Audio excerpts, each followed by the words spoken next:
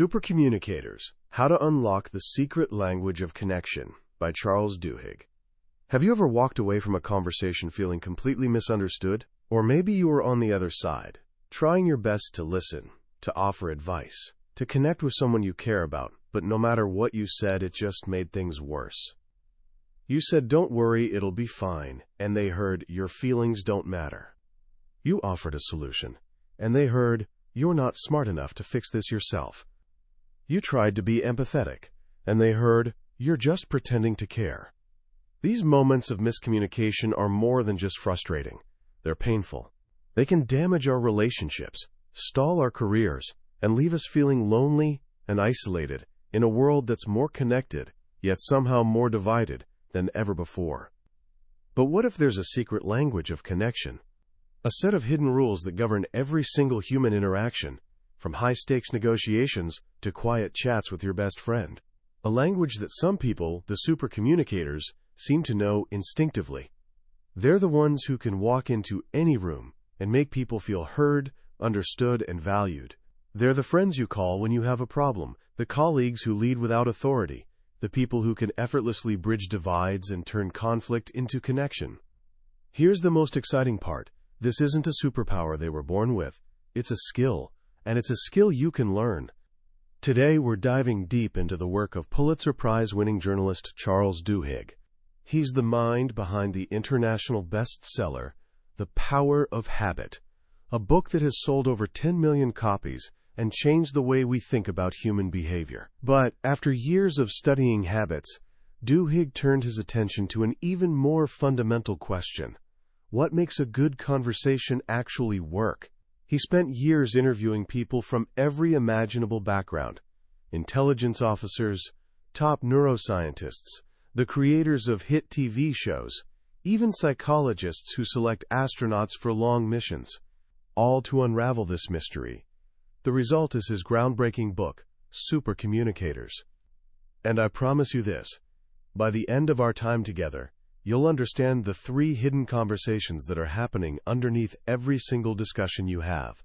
You'll learn the simple framework that supercommunicators use to connect with anyone in any situation.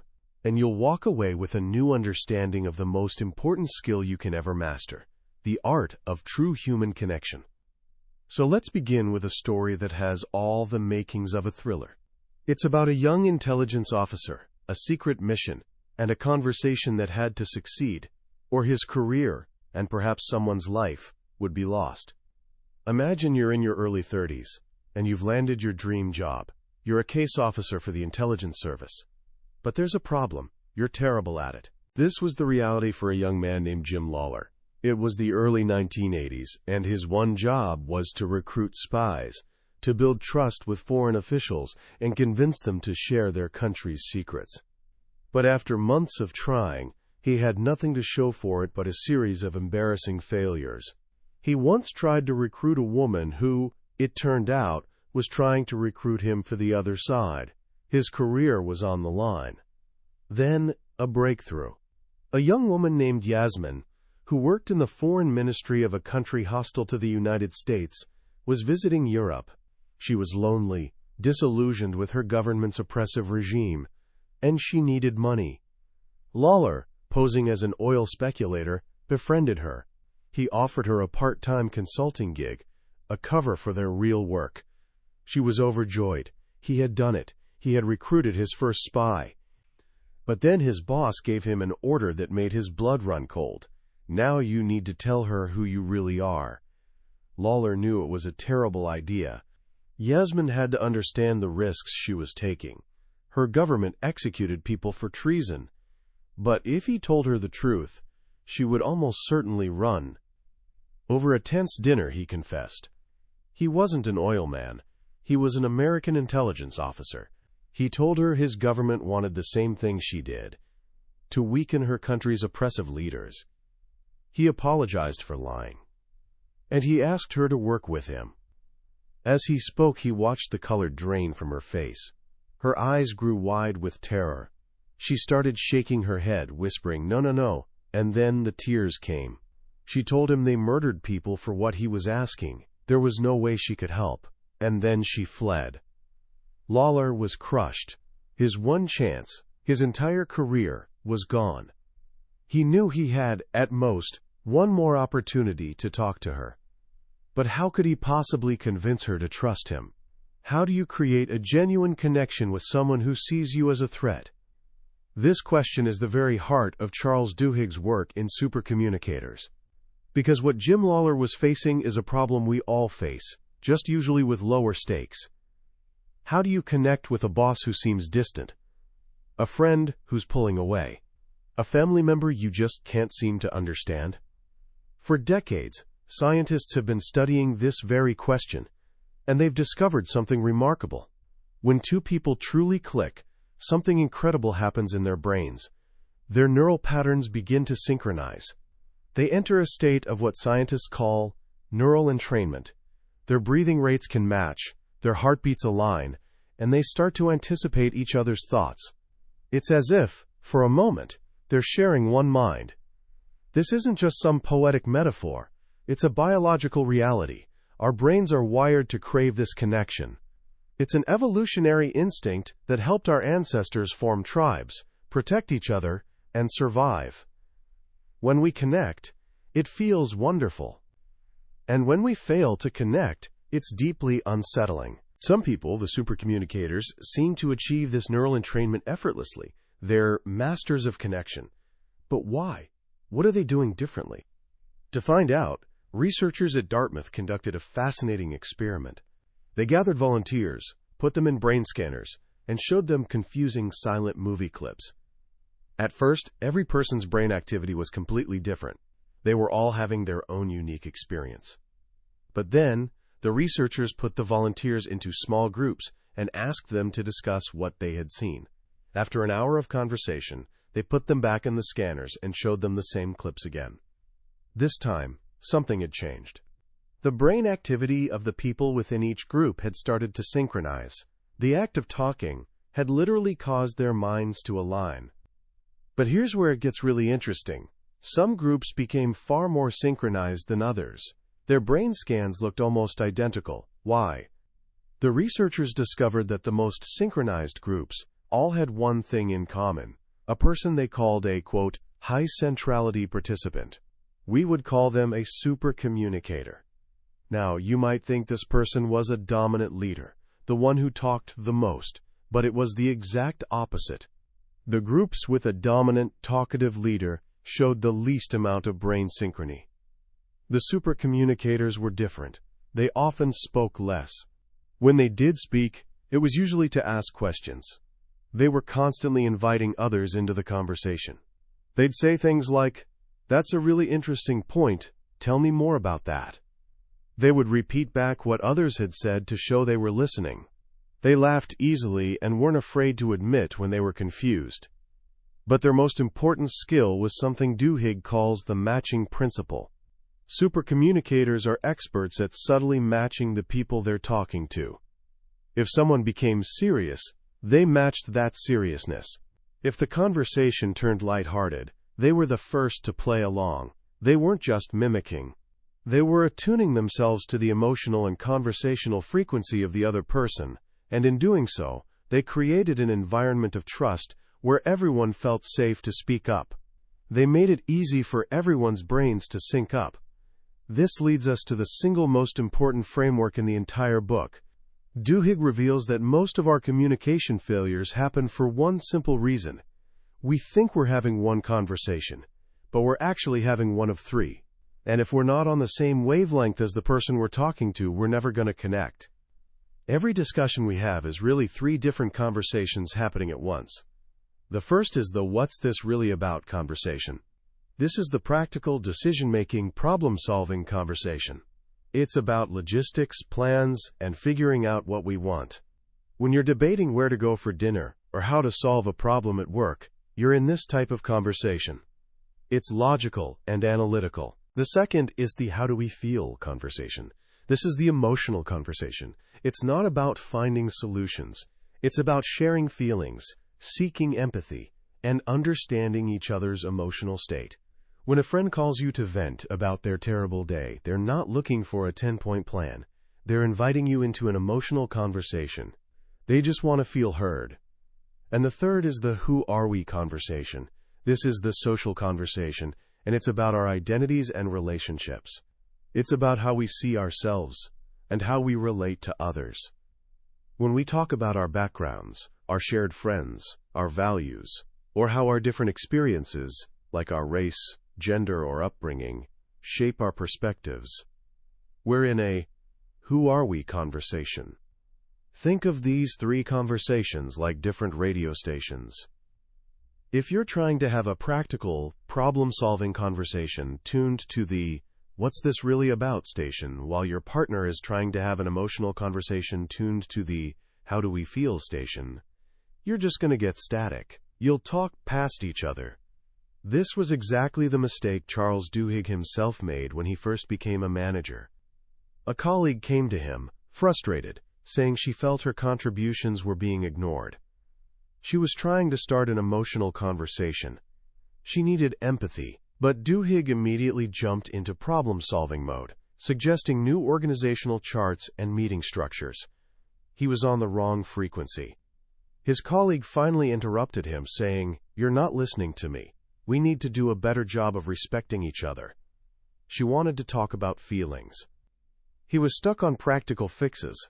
They couldn't connect because they weren't having the same conversation. Supercommunicators understand this instinctively. They're masters at identifying which of the three conversations is happening at any given moment and matching that frequency. So how do we learn to do this? Let's break down each conversation, one by one. First, let's tackle the "what's this really about" conversation. This is the realm of negotiation, but not in the way you might think. Duhigg says that every conversation is a negotiation. The prize isn't winning an argument. The prize is figuring out what everyone actually wants. He tells the powerful story of Dr. Bayfar Edeye, a top cancer surgeon at Memorial Sloan Kettering. Dr. Edeye specialized in prostate cancer. For most men with low-risk tumors, the best course of action is active surveillance, basically watching and waiting, because the treatment is often worse than the disease, causing lifelong issues like impotence and incontinence. Dr. Edeye would sit down with his patients, lay out all the data, show them studies highlighted in yellow, and explain logically why surgery was a bad idea. He thought these would be easy conversations. He was telling them they could avoid a risky operation.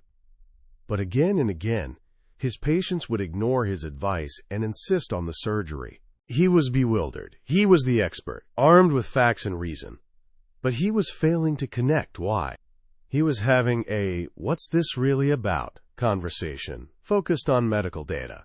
But his patients were having a completely different conversation. They were asking themselves, "Am I willing to risk dying? What will my family think? How do I deal with the fear of having cancer inside me?" Their conversation was deeply emotional and tied to their identity. Dr. Edeye learned to change his approach.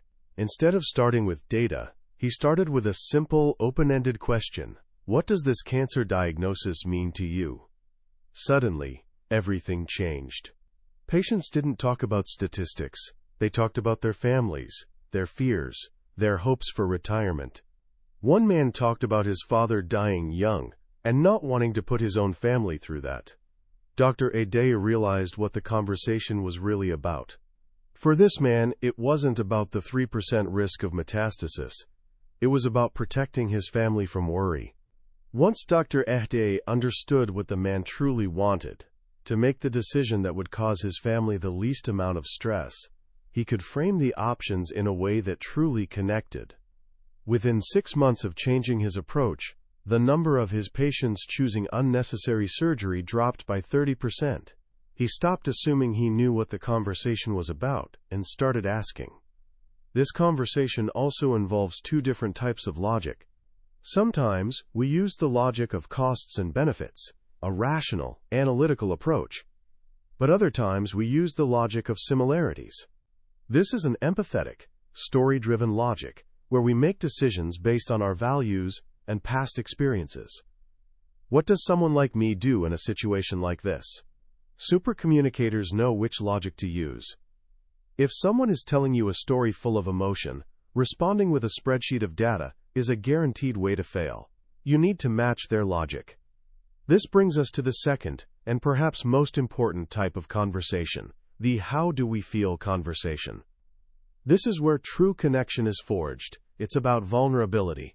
But talking about our feelings, especially with strangers or colleagues, can feel awkward and risky. So how do we do it? Duhigg tells the story of psychologist Nick Epley, who learned the hard way. As a teenager, Epley was a classic jock who got pulled over twice for drunk driving. Both times, the cops and his parents lectured him. They tried, quote, perspective taking.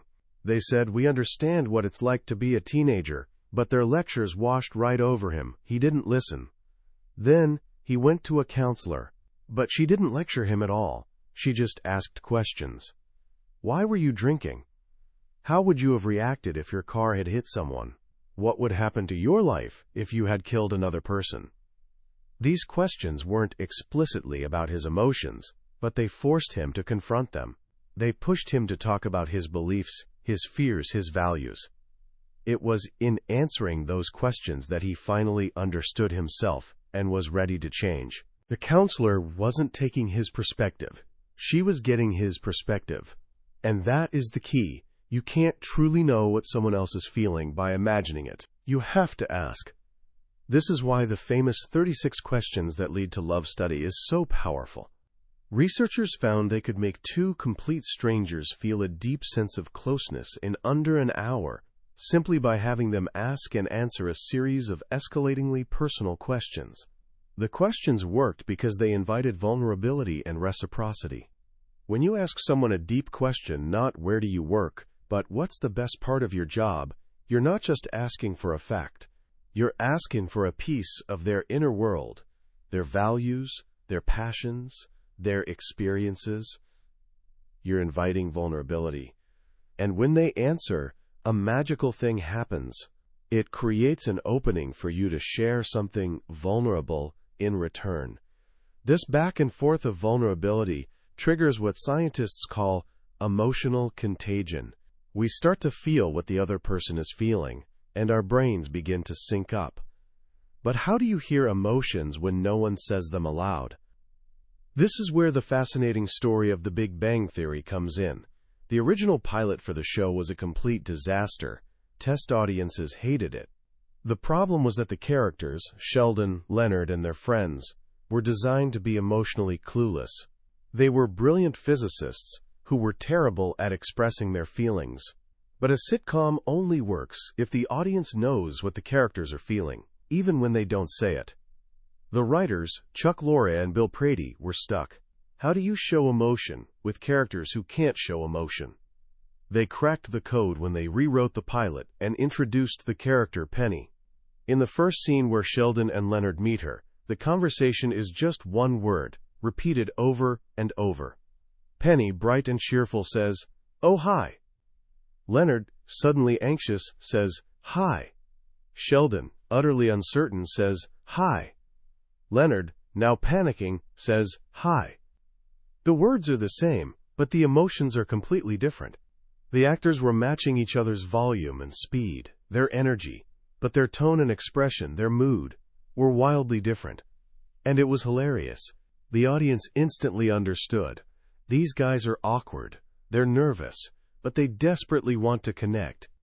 Duhigg explains that our brains are constantly, and unconsciously, scanning for two nonverbal cues in others: mood, positive or negative, and energy, high or low. Is someone upbeat or glum? Are they agitated and loud or calm and quiet? Supercommunicators are brilliant at this. They don't just hear the words. They hear the music behind the words. They notice someone's mood and energy, and they match it. If a friend is telling a story with high energy and a positive mood, you don't respond with a low energy mumble. You match their excitement. That's how you show them, non-verbally, "I hear you, I'm with you." This was the secret a psychiatrist named Terrence McGuire discovered when screening astronaut candidates for long-term space missions. Living in a tiny capsule for months on end requires exceptional emotional intelligence. McGuire found he could identify the best candidates by paying attention to how they laughed. When he laughed, did the candidate laugh with the same energy and mood, or was their laugh forced and out of sync? The ones who could naturally match his emotional energy were the ones who had the right stuff to build connections under pressure. Finally, we come to the third, and often the hardest, type of conversation, the who are we conversation. This is about our identities, our race, gender, background, politics, and values. These conversations are hard because they can feel threatening. When we talk about our differences, we risk saying the wrong thing, being misunderstood, or offending someone. And we risk having our own identity attacked. Duhigg shares a powerful story about an experiment designed to see if people on opposite sides of America's most divisive issue, gun control, could have a civil conversation. Organizers brought together passionate gun rights advocates and dedicated gun control activists. They knew that a standard debate would just end in a shouting match. So they did something different. Before anyone talked about policy, they taught them a simple technique called looping for understanding. It has 3 steps. 1. Ask a genuine, curious question to understand someone's perspective. 2. Repeat back, in your own words, what you just heard them say. 3. Ask, did I get that right? This simple loop is incredibly powerful. It's not about agreeing, it's about proving that you are listening. When you can accurately summarize someone else's viewpoint, especially someone you disagree with, you send a powerful message. I am trying to understand you. This creates a sense of psychological safety.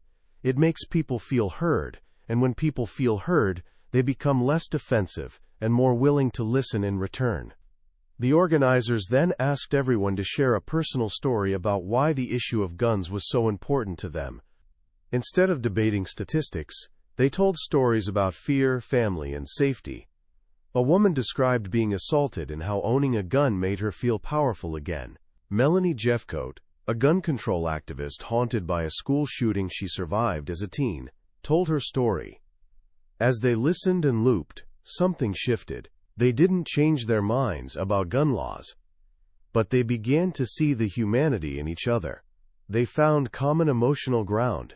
Jeffcoat said, it made me feel naive, like I had just assumed all gun owners were the same angry white guys I saw at rallies. They had found a way to connect, even amid profound conflict. These identity conversations are also where we have to confront stereotypes. Duhigg explains the concept of stereotype threat, discovered by psychologist Claude Steele. Steele found that when a negative stereotype exists about a group's abilities, for example, the stereotype that women are not as good at math, it can actually undermine the performance of people in that group. In his experiments, highly talented female math students would score lower than their male peers on a difficult math test, simply because the awareness of the stereotype created a subtle anxiety that used up precious mental energy. But he also found a powerful antidote. When he reminded the women of their multiple identities, that they were not just a woman taking a math test, but also a sister, an athlete, a volunteer, a leader in the chess club, the effect of the stereotype threat vanished. They performed just as well as the men. This is a profound lesson for all of us. We are not one-dimensional, we all contain multitudes. In a who are we conversation, especially a difficult one, the key is to draw out those multiple identities. Don't let one single label, liberal, conservative, doctor, patient, define the entire conversation. Look for the other identities you share. You might be a doctor, and they might be vaccine skeptical, but you might both be worried parents who just want what's best for your kids. That shared identity is the bridge you can use to connect. This is exactly what Dr. Jay Rosenblum, a pediatrician, learned to do with parents who were hesitant about vaccines. Instead of arguing with data, he'd start by finding common ground. He'd ask about their families, their neighborhood, their hopes for their children. He would remind himself and them that they were both parents.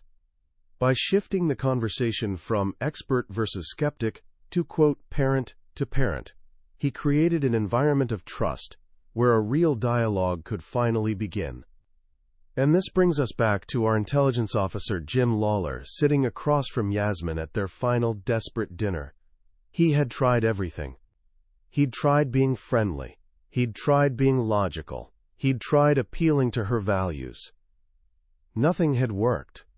She was sad, discouraged, and about to fly home, her dreams of a different life seemingly crushed.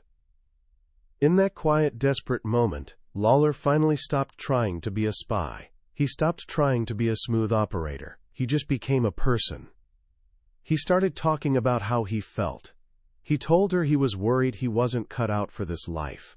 He told her about his failures, his fears, his feelings of being an imposter. He shared his own vulnerability.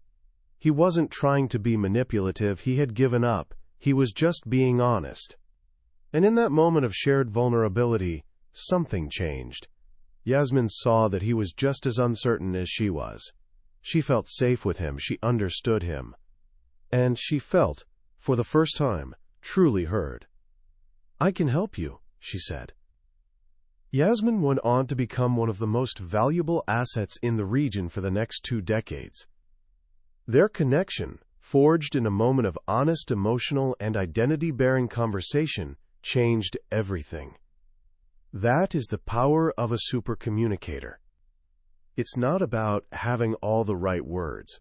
It's about knowing which conversation you're in. It's about proving you're listening. It's about being brave enough to be vulnerable. And it's about remembering that, underneath all our differences, we are all just people, looking to connect. There's a famous, long-running study at Harvard University that has followed the lives of over 2,000 people for more than 80 years. It's one of the most comprehensive studies of human life ever conducted. It has tracked these individuals from their teenage years into old age, examining their health, their careers, their happiness, everything. And after all those decades of research, all that data, the single clearest message from the study is this: good relationships keep us happier and healthier. Period. It wasn't their wealth, their fame, or their cholesterol levels at age 50 that best predicted how they would age. It was the quality of their relationships. The people who were the most satisfied in their relationships at age 50 were the healthiest at age 80. Think about that for a second. The single most important ingredient for a long, happy, and healthy life isn't something you can buy or achieve or inherit. It's something you build, conversation by conversation, day by day. It's the quality of your connections with other people. And that is why Charles Duhigg's Supercommunicators is such an important book. It's not just a collection of interesting tips for better small talk. It is a manual for building a better life. It gives us the tools to forge the deep, meaningful connections that our brains crave and our well-being depends on. The lessons in this book are simple, but they are not easy. It takes courage to be vulnerable. It takes discipline to truly listen, to prove you're listening, especially when you disagree. It takes awareness to recognize which of the 3 conversations you're in, and to have the flexibility to match the other person's frequency. But the beautiful thing is that these are skills. They can be practiced. You can start today. The next time you're in a conversation, just try to identify which type it is. Is it a, "What's this really about?" conversation, focused on a problem? Is it a, "How do we feel?" conversation, where someone needs empathy? Or is it a, "Who are we?" conversation, about identity and connection? Just identifying the type of conversation will instantly make you a better communicator. Or try this. The next time you ask someone a question, reframe it. Instead of asking a shallow question about a fact, like, "Where are you from?" ask a deep question about an experience or a feeling. What's the best thing about where you grew up? See how the energy of the conversation changes. Watch as it opens a door to a more meaningful connection. In a world that often feels polarized and lonely, the ability to truly connect with another human being is more valuable than ever. It's the foundation of strong families, successful teams, and healthy societies. It is, as the Harvard study shows, the foundation of a good life. That was a summary of Supercommunicators by Charles Duhigg. We've explored the core ideas today, but I have to be honest with you. A summary is like looking at a photograph of a magnificent landscape. You can see the shape of the mountains and the color of the sky, but you can't feel the warmth of the sun or the breeze on your skin. The real magic happens when you experience it for yourself. If any of the stories or ideas we talked about today sparked something in you, I encourage you to pick up a copy of the book. Reading it is an experience, one that can fundamentally change how you interact with every single person in your life. The link to the book is in the description below. Also, if you found this summary valuable, please take a moment to click that subscribe button. We journey through life-changing books like this one every single week, and I would be honored to have you join our community. Let's keep learning and growing together.